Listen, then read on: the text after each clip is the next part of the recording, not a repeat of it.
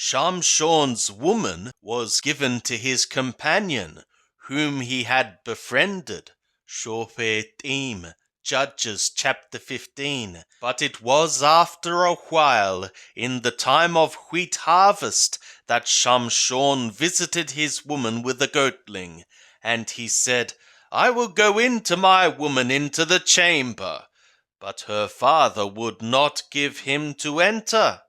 And her father said, I verily thought that thou hadst utterly hated her. Therefore I gave her to thy companion.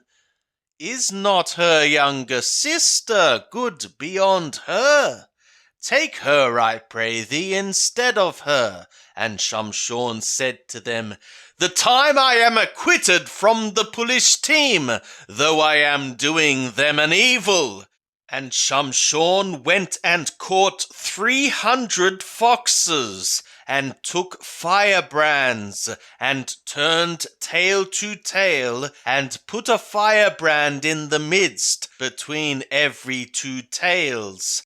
And when he had set the brands on fire, he let them go into the standing grain of the Pelishtim, and burnt up both the shocks and the standing grain, and also the oliveyards. Then the Pelishtim said, Who hath done this? And they said, Shamshon, the son-in-law of the Tumni, because he hath taken his woman and given her to his companion. And the Pelishtim came up and burnt her and her father with fire. And Shamshon said to them, If ye do after this manner, surely I will be avenged of you, and after that I will cease. And he smote them hip and thigh with a great slaughter, and he went down and dwelt in the cleft of the rock of Etam. Then the Pelishtim went up and encamped in Yehudah, and spread themselves in the Lehi. And the men of Yehudah said, Why are ye come up against us? And they said, To bind Shamshon are we come up, to do to him as he hath done to us. Then 3,000 men of Yehudah went down to the cleft of the rock of Etam, and said to Shamshon, Knowest thou not that the Pelishtim are rulers over us? What then is this that thou hast done to us? And he said to them, As they did to me, so have I done to them. And they said to him, We are come to bind thee, that we may deliver thee into the hand of the Pelishtim. And Shamshon said to them, Swear to me that ye will not fall upon me yourselves.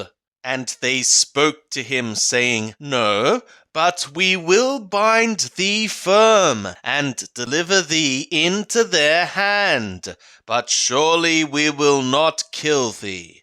And they bound him with 2 new ropes, and brought him up from the rock.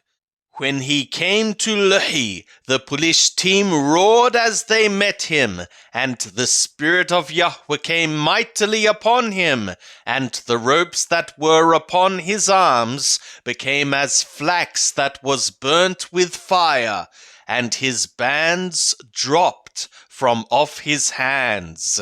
And he found a fresh jawbone of a donkey, and put forth his hand, and took it, and smote 1,000 men therewith.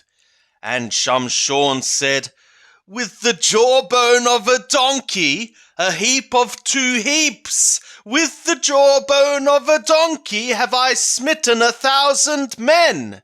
And it was, when he had made an end of speaking, that he cast away the jawbone out of his hand, and that place was called Ramath-lehi.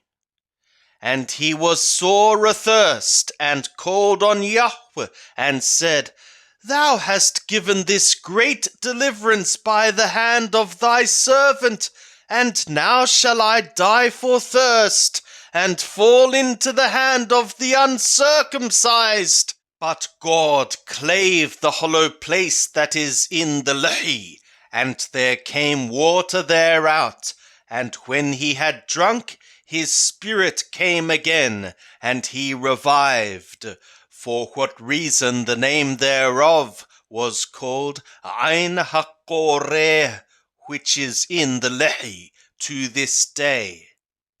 And he judged Israel in the days of the Pulishtim 20 years. And Shamshon went to Gaza, and saw there a harlot, and went inside to her. And it was told to the Gazatim, saying, Shamshon is come hither. And they compassed him in, and they lurked for him all night in the gate of the city, and were quiet all the night, saying, Let be till morning light, then we will kill him. And Shamshon lay till midnight, and arose at midnight, and laid hold of the doors of the gate of the city, and the 2 posts, and plucked them up, bar and all, and put them upon his shoulders, and carried them up to the top of the mountain that is before Hebron. And it was afterward that he loved a woman in the valley of Shorek, whose name was Delilah.